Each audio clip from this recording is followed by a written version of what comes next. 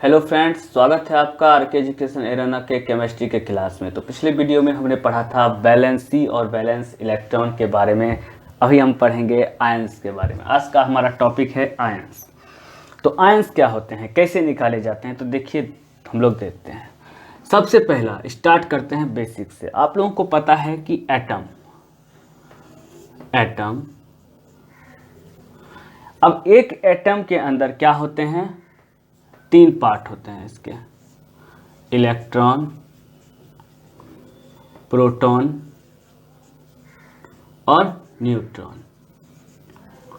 और ये भी पता होगा कि इलेक्ट्रॉन पर नेगेटिव चार्ज होता है, प्रोटॉन पर पॉजिटिव चार्ज होता है और न्यूट्रॉन पे नो चार्ज होता है। इतनी बातें आपको क्या होंगी, पता होंगी। और ये भी पता होगा कि number of electrons is equal to number of protons और नंबर ऑफ इलेक्ट्रॉन्स, तीनों क्या होते हैं, बराबर होते हैं। नंबर ऑफ इलेक्ट्रॉन्स, एक एटम के number of electrons, number of protons and number of neutrons क्या होते हैं, तीनों क्या होते हैं, बराबर होते हैं। और क्या पता होगा कि अलग अलग एलिमेंट में अलग अलग नंबर ऑफ इलेक्ट्रॉन, प्रोटॉन और न्यूट्रॉन होते हैं। मान लीजिए कि एक एलिमेंट मैंने ले लिया, ठीक है, इसके अंदर 5 इलेक्ट्रॉन, 5 प्रोटॉन, 5 न्यूट्रॉन है, ठीक है, जिसमें कि 5 इलेक्ट्रॉन जो हैं वो नेगेटिव चार्ज के हैं, 5 प्रोटॉन जो हैं वो पॉजिटिव चार्ज के हैं और न्यूट्रॉन के पास क्या है, नो चार्ज है। और इसी तरह से अगर एक और एलिमेंट हम लें, मान लीजिए कि इसके अंदर 7 इलेक्ट्रॉन, 7 प्रोटॉन, 7 न्यूट्रॉन है, फिर वही होगा, इसके अंदर नेगेटिव, इसके अंदर पॉजिटिव और इसके अंदर नो चार्ज। इतनी बातें आप लोगों को लगता है समझ में आ गई होंगी। अब आपसे पूछेगा कि एक एटम के ऊपर कितना चार्ज होता है, एटम के ऊपर कितना चार्ज होता है। तो एटम के ऊपर क्या होता है, एटम का नेट चार्ज क्या होता है, net charge of atom is 0। Net charge of atom is 0, यानी कि एटम के ऊपर क्या होता है, कोई चार्ज नहीं होता है। आप कहिए कि ये कैसे होता है, तो आप देख सकते हैं कि 5 न्यूट्रॉन, इसको हटा दीजिए, इसके ऊपर तो कोई चार्ज ही नहीं है। अब एक एलिमेंट है जिसके पास 5 इलेक्ट्रॉन है और 5 प्रोटॉन है, जो इलेक्ट्रॉन नेगेटिव चार्ज है, प्रोटॉन पॉजिटिव चार्ज है, तो बताइए मिलके क्या हुआ, 0। मिलके क्या हुआ, 0। तो एक एटम पर कितने चार्ज हो गए, तो 0 चार्ज हो गया, यानी कि एटम का नेट चार्ज क्या हो गया, 0 हो गया। फिर से समझिए, मान लीजिए ये जो मैंने एटम का उदाहरण लिया था जिसमें कि 7 इलेक्ट्रॉन्स थे, 7 प्रोटॉन्स थे और 7 न्यूट्रॉन्स थे, तो न्यूट्रॉन्स के ऊपर कोई चार्ज नहीं है तो हटा दीजिए, इलेक्ट्रॉन्स के ऊपर नेगेटिव चार्ज, प्रोटॉन के ऊपर पॉजिटिव चार्ज, दोनों की संख्याएं सेम हैं, तो क्या हो गया, कोई चार्ज नहीं हो गया, यानी कि 0 चार्ज हो गया। तो एक एटम पे हमेशा नेट चार्ज क्या होता है, 0 होता है, यानी कि टोटल चार्ज क्या होगा, 0 होगा, क्योंकि इलेक्ट्रॉन्स और प्रोटॉन क्या हैं, सेम हैं। इलेक्ट्रॉन्स और प्रोटॉन की संख्या सेम है और दोनों का साइन कन्वेंशन क्या है, अलग अलग है, ठीक है। अब आयंस के बारे में पता करना है। आयंस के बारे में पता करने के लिए अब फिर से एग्जांपल लेते हैं। मान लीजिए कि एक एटम है जिसके अंदर 5 इलेक्ट्रॉन, 5 प्रोटॉन, 5 न्यूट्रॉन है, 5 इलेक्ट्रॉन, 5 प्रोटॉन है, ठीक है, न्यूट्रॉन को हटा देते हैं, 5 इलेक्ट्रॉन और 5 प्रोटॉन है। अब क्या होगा कि इसको कोई बाहर से क्या कर देगा, एक इलेक्ट्रॉन दे देगा। एक इलेक्ट्रॉन दे देगा का समझ में आया बात आपको। अभी पिछले क्लास में जब हमने वैलेंसी और वैलेंस इलेक्ट्रॉन के बारे में पता था, तो इलेक्ट्रॉन्स के गेन करने और लूज करने की बात हमने की थी। तो मान लीजिए कि इस एटम को किसी ने एक इलेक्ट्रॉन दे दिया, तो अब देखिए क्या हुआ, इलेक्ट्रॉन की संख्या क्या हो गई, 6 हो गई, और चार्ज क्या हो गया, नेगेटिव। और प्रोटॉन की संख्या क्या है, 5 है, प्रोटॉन की संख्या क्या है, 5 है। तो अब क्या हो गया, -1 आ गया। अब यह चार्ज जो है एटम के ऊपर क्या रहा, 0 नहीं रहा, यह चार्ज क्या हो गया, -1 हो गया, यह अब 0 नहीं रहा।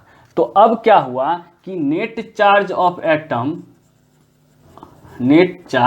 एटम कितना हो गया, नेट चार्ज ऑफ एटम हो गया -1। नेट चार्ज ऑफ एटम कितना हो गया? -1। अब एक दूसरे इलेक्ट्रॉन एटम की बात करते हैं जिसपे मैंने बताया था कि 7 सब कुछ है, 7 इलेक्ट्रॉन और 7 प्रोटॉन। अब 7 इलेक्ट्रॉन और 7 प्रोटॉन है। आप सोचिए कि इससे अगर मैं 2 इलेक्ट्रॉन किसी को दे देता हूँ, 2 इलेक्ट्रॉन्स क्या कर दिए गए? बाहर कर दिए गए। लिख भी देता हूँ, समझ में आ जाए कि बाहर कर दिए गए। तो अब क्या हुआ? इसके पास कितने इलेक्ट्रॉन्स बचे? 5 इलेक्ट्रॉन्स बचे जो कि नेगेटिव चार्ज का है, और 7 प्रोटॉन बचे जो कि पॉजिटिव चार्ज का है। तब इसके पास क्या हुआ? नेट चार्ज कितना हो गया? नेट चार्ज इस एटम का हो गया +2। 2 इलेक्ट्रॉन यानी कि +2 हो गया इस एटम का नेट चार्ज। तो बात यहाँ पे आती है कि जब हम किसी भी एटम में कुछ इलेक्ट्रॉन डाल देते हैं या कुछ इलेक्ट्रॉन निकाल देते हैं तो हमारे पास जो बचता है उस पे पॉजिटिव या फिर नेगेटिव चार्ज होता है। ध्यान से सुनिए मेरी बात को। जब हम किसी एटम से कुछ इलेक्ट्रॉन्स डाल देते हैं या कुछ इलेक्ट्रॉन्स उससे निकाल देते हैं तो हम देख रहे हैं कि हमारे पास कुछ इलेक्ट्रॉन्स बच जाते हैं जिस इलेक्ट्रॉन्स पे या तो नेगेटिव चार्ज होता है या फिर पॉजिटिव चार्ज होता है। तो इसी चार्ज को, यही जो चार्ज होता है, इसे ही हम क्या कहते हैं? आयंस कहते हैं। क्या कहते हैं? आयंस कहते हैं। इतनी बातें समझ में आ गई? आयंस किसे कहते हैं ये तो समझ में आ गया। अब थोड़ा सा इसका क्लासिफिकेशन हम लोग करेंगे, ध्यान में रखिएगा। उम्मीद है कि ये आपको यहाँ तक समझ में आ गया होगा। ठीक है, एक एग्जांपल देके बताता हूँ आपको। थोड़ा सा एक एग्जांपल दे देता हूँ तब आपको और समझ में आ जाएगा। मान लीजिए सोडियम की ही बात करते हैं, 2 8 1 कन्फिगरेशन। ये 1 इलेक्ट्रॉन्स किसी को दे देगा। क्या दे देगा? 1 इलेक्ट्रॉन्स किसी को ये दे देगा। अब यहाँ पे कंफ्यूज नहीं होना है, 1 इलेक्ट्रॉन्स ये किसी को दे रहा है और तो इसने अपना एक निगेटिव चार्ज निकाल दिया। 1 इलेक्ट्रॉन्स किसी को दे रहा है यानी अपना एक निगेटिव चार्ज इसने निकाल दिया। तो इस पर क्या हो जाएगा? पॉजिटिव चार्ज बच जाएगा। इस पर क्या बच जाएगा? पॉजिटिव चार्ज बच जाएगा। क्लोरीन 2 8 7, इसको 1 इलेक्ट्रॉन चाहिए यानी कि इसने एक निगेटिव चार्ज लिया, एक निगेटिव चार्ज इसने लिया, तो निगेटिव चार्ज इसका क्या हुआ? बढ़ गया। तो निगेटिव चार्ज बढ़ गया तो इसके ऊपर कौन सा चार्ज? इसने एक निगेटिव चार्ज लिया, तो निगेटिव चार्ज बढ़ गया तो इसके ऊपर कौन सा चार्ज हो जाएगा? निगेटिव हो जाएगा। इसके ऊपर कौन सा चार्ज हो जाएगा? पॉजिटिव हो जाएगा। क्योंकि इसने एक निगेटिव चार्ज को निकाला। एक इलेक्ट्रॉन निकालने का मतलब है कि एक निगेटिव चार्ज को निकाला तो पॉजिटिव चार्ज बच गया। इसने एक निगेटिव चार्ज को लिया यानी कि निगेटिव चार्ज की संख्या क्या हो गई? बढ़ गई, तो इसमें निगेटिव चार्ज हो गया। इसको आप इस तरह से भी याद रख सकते हैं कि देखिए 1 इलेक्ट्रॉन दे रहा है, ध्यान दीजिए, 1 इलेक्ट्रॉन दे रहा है तो देने वाला कौन होता है? रिच। तो रिच होता है देने वाला, तो वो हमेशा प्रॉफिट में रहता है। तो प्रॉफिट का मतलब क्या हुआ? पॉजिटिव। तो ध्यान रखिएगा सोडियम पे पॉजिटिव चार्ज होगा, जो देगा उसके ऊपर पॉजिटिव चार्ज होगा। लेने वाला कौन? पुअर। ये 1 इलेक्ट्रॉन ले रहा है तो लेने वाला कौन हुआ? पुअर। तो पुअर जो गरीब लेता है तो वो कर्जे में चला जाता है क्योंकि उसको लौटाना पड़ता है, तो वो चला गया लॉस में। अब ये चला गया लॉस में तो इसके ऊपर होगा निगेटिव चार्ज। ये कॉन्सेप्ट याद रखिएगा। आसानी से किसी भी मेटल नॉन मेटल में आप पॉजिटिव और निगेटिव चार्ज निकाल सकते हैं। अब क्लासिफिकेशन आयंस का होता है। आयंस जो होते हैं 2 तरह के, एक होता है हमारा कैटायन और एक होता है एनायन। कैटायन पे पॉजिटिव चार्ज, एनायन पे निगेटिव चार्ज। कैटायन पे क्या होता है? पॉजिटिव चार्ज होता है और एनायन पे क्या होता है? निगेटिव चार्ज होता है। एग्जाम्पल इसी तरह से आप समझ सकते हैं। सोडियम का लेके, सोडियम कितना होता है? Atomic number 11। अब इसका मतलब है कि प्रोटॉन भी इसमें 11 है और इलेक्ट्रॉन भी इसमें क्या है? 11 है। तो क्या हो गया? नेट चार्ज तो इसका क्या हो गया? 0 हो गया। नेट चार्ज क्या हो गया? 0 हो गया। अब क्या हुआ? कन्फिग्रेशन जब इसका होता है प्रोटॉन प्लस न्यूट्रॉन का, तो 2 8 1, तो ये क्या करता है कि 1 इलेक्ट्रॉन को बाहर निकाल दिया। 1 इलेक्ट्रॉन को क्या किया? बाहर निकाल दिया। तो अब यहाँ पे प्रोटॉन कितना बचा इसके पास 11, लेकिन इलेक्ट्रॉन कितना बचा, एक बाहर निकाल दिया तो 10 बचा। देखिए आ गया नेट चार्ज 1 तो +1 हो गया। उसी तरह से अगर क्लोरीन की बात करें या फ्लोरीन की बात करें, चलिए फ्लोरीन की बात करते हैं। फ्लोरीन की बात करते हैं तो ये इसका हो जाता है हमारा, फ्लोरीन का हो जाता है 9, एटॉमिक नंबर कितना हो गया, 9 हो गया। अब 9 हो गया तो इसका जब आउटर मोस्ट शेल हम बनाएंगे तो क्या होगा, 2 और 7, 2 और 7 हो गया। इसने क्या किया कि अपना ऑक्टेट पूरा करने के लिए एक इलेक्ट्रॉन्स को लिया, एक इलेक्ट्रॉन्स को क्या लिया अपने पास। तो अब यहाँ पे क्या हो गया, प्रोटॉन भी 9 होंगे और इलेक्ट्रॉन कितना हो गया, एक ले लिया तो कितना हो गया, 10 हो गया। पहले 9 ही था, प्रोटॉन इलेक्ट्रॉन दोनों 9 थे, अब एक इसने लिया तो ये कितना हो गया, 10 हो गया। इसके ऊपर कितना चार्ज हो गया, -1 चार्ज हो गया, यानी कि फ्लोरीन के ऊपर नेगेटिव चार्ज हो गया, सोडियम के ऊपर पॉजिटिव चार्ज हो गया, सोडियम के ऊपर क्या हो गया, पॉजिटिव चार्ज हो गया। तो यही है हमारा केटायन और एनायन। तो पॉजिटिव चार्ज जिसका हो गया वो हो गया केटायन, निगेटिव चार्ज जिसका हो गया वो हो गया एनायन। अब जो समझने वाली बात है वो क्या है देखते हैं। थोड़ा सा और जब कर रहे हैं तो कर ही लेते हैं अच्छे से, थोड़ा सा कॉन्सेप्ट और बताऊंगा आपको। अब क्या होता है कि all cations and anions are colourless, ये बातें आप बिल्कुल ध्यान रखिएगा। All cations and anions are colourless, इस बात को आप बिल्कुल ध्यान रखिएगा कि जितने भी केटायंस और एनायंस होते हैं वो सब क्या होते हैं, कलरलेस होते हैं।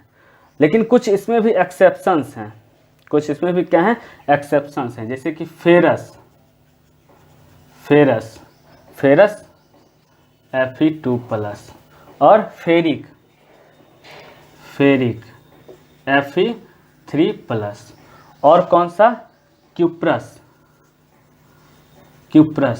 Cu2+, ये क्या हैं, ये तीनों हैं केटायंस। ये क्या है, तीनों केटायंस है, पॉजिटिव चार्ज है, केटायंस है। लेकिन Fe2+ जो हमारा फेरस है, ठीक है ना, ये ग्रीन कलर का होता है। Fe3+ जो हमारा फेरिक है ये येलो कलर का होता है। और Cu2+ जो है हमारा क्यूप्रस, वो ब्लू कलर का होता है। आप कहिएगा ये मैं आपको क्यों बता रहा हूँ, ये एक्सेप्शन से इन्हें ध्यान में रखिएगा, इससे क्वेश्चंस आते हैं आप लोगों में। और एनायंस की बात करें तो 2 हैं, एक है MnO4 पर नेगेटिव चार्ज और एक है Cr2O7 पर नेगेटिव चार्ज, ठीक है, नेगेटिव चार्ज। ये ध्यान में रखिएगा। ये क्या है, एक है परमैग्नेट, और दूसरा क्या है, डाइक्रोमेट।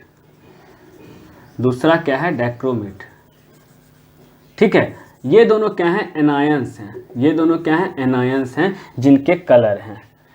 इसका कलर है पिंक या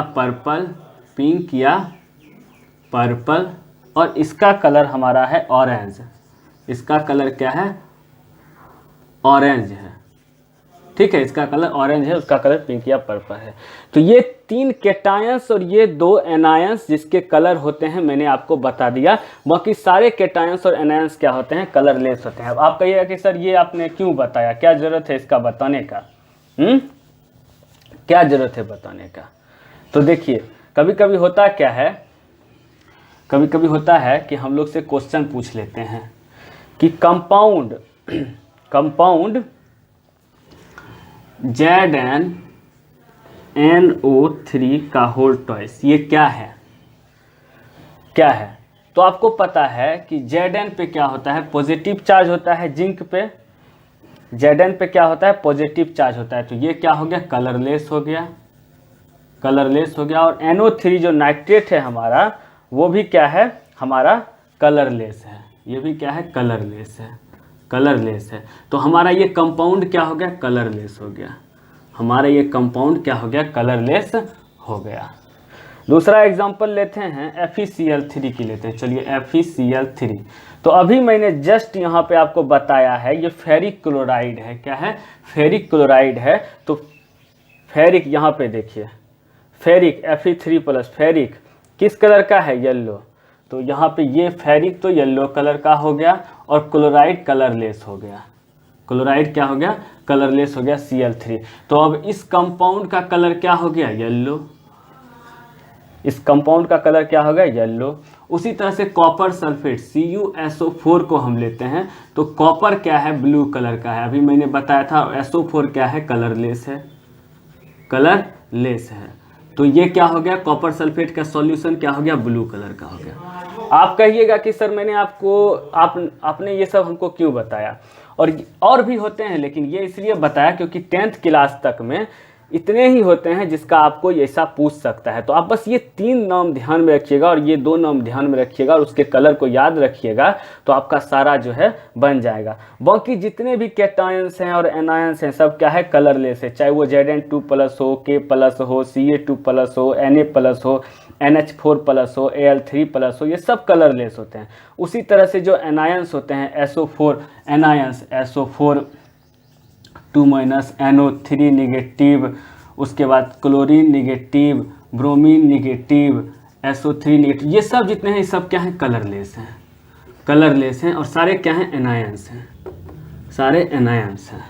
उसी तरह से Zn2+, K+, Ca2+, Na+, NH4+, ये सब क्या है? कैटायंस हैं और ये सब कलरलेस हैं। तो जितने भी कलर वाले 2-3 थे, 3 इसके थे कलर वाले, 2 इसके थे, 5 कलर वाले, मैंने बता दिया। अब इनसे मिलकर जो भी कंपाउंड बनेगा वो कंपाउंड क्या होंगे? कलरलेस, कलर वाले होंगे। और इनके अलावा जितने भी कंपाउंड होंगे सब क्या होंगे? कलरलेस होंगे। तो ये क्वेश्चन एग्जाम में आता है, इसीलिए मैंने आपको बता दिया।